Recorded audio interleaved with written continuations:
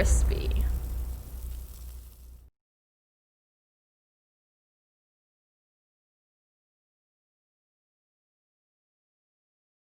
Okay, welcome back, everybody. We are back with another G.I. Joe video. It looks like we're going to go with Vintage Joes this time. Basically, I still had this setup from that Ultron Vision picture I did. I don't even know what order I'm going to put in. It was like literally the last picture I did. So if there's a mini-made video with Vision in it, it came before this. But I don't know what's going to come out first. Maybe it's going to end up being this retro Joe video. I don't know. But I just had this crazy setup done already from that Ultron picture. And I was going to tear it down, and I'm just like, God, that's too cool to take down without slipping in some other kind of picture with it. So just went with Vintage Joe's. We got Scoop here. He's got I always liked him as a kid. He had a cool helmet and that mouthpiece and backpack. I think he was basically a propaganda. He records the wars or whatever else. And that's kind of his thing, is he's reporting or whatever. And then we have this other dude in back. I forgot which guy this is, if that's Mainframe or who it is. I can't remember. I'd have to look it up. It's been so long. And then we got Duke coming down that hallway, coming up behind Scoop as if he just walked in the room. Over here on the left, just to fill in slots, I had this gun rack with all these machine guns and stuff. It's very fitting for here. That one with a bent barrel you won't see. But the picture turned out great, with all these extra little things in there. I think what I need to do is raise that back there because you can't see. It'll help fill in some of this background. And then the funny thing is, the console he's at is pretty plain and boring. And I was trying to find something to, to spice it up and make it look a little bit different, other than this plain gray background and that white top. And I ended up throwing these in, and these worked out really good, just for some kind of texture on the back there, or whatever you want to call it. So, yeah, this picture turned out very well. Another good use of this setup. I had to throw this other top piece on too, so there's a ceiling to it.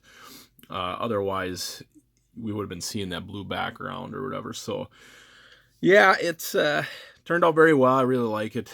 I mean, it gives it such a fort feel. It's funny that these are three backgrounds placed at different angles.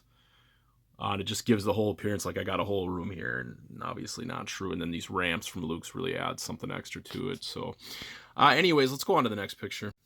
All right, guys. So we have basically we have Roadblock and Falcon and the Striker going after some Flak Vipers, and then the Parasite. Parasite was one of my favorite vehicles when I was a kid. The fact that it could haul so many figures, and then it had the catapult on top, and then the gun. It was really awesome. I really just love that vehicle. But basically, yeah, we got Roadblock trying to jump onto the Parasite. He already threw off one guard we can see up front with his legs in the air. One Viper, with his legs in the air. That got thrown off the Parasite, and then he's going after the second one. And then way in back we have Baron Blood with that that gun, the gunner, whatever. I'm not good with guns, so I don't know what caliber that is, if it's a 50 cal or what it is. But at the same time, I threw a blast effect on there, and then I'm taking my laser pointer and lighting it up for the sake of the picture. Yeah, let's take a little bit closer of a look. Yeah, we got this Flak Viper face down in the dirt, and then Roadblock, and then I got this tree just to kind of fill in the gaps, give it some background and everything. They're obviously driving at night and stuff, and yeah, it's a cool picture. I like how it turned out. Very pleased with it.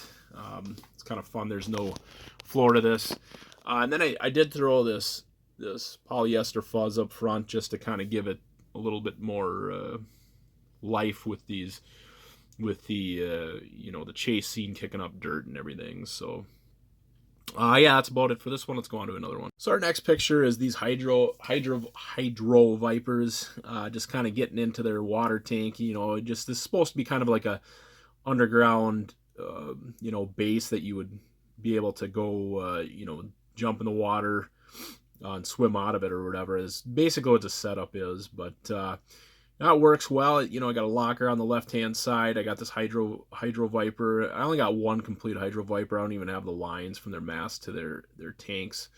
But it works good enough. It's the picture turned out great. I just really like how it turned out.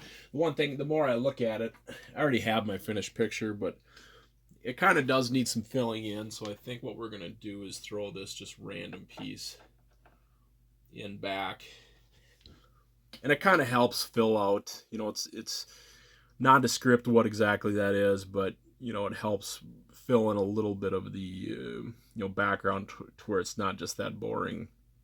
It's not really boring, but just a little bit more to the picture than what's already back there. So yeah, anyways, let's go on to one more picture.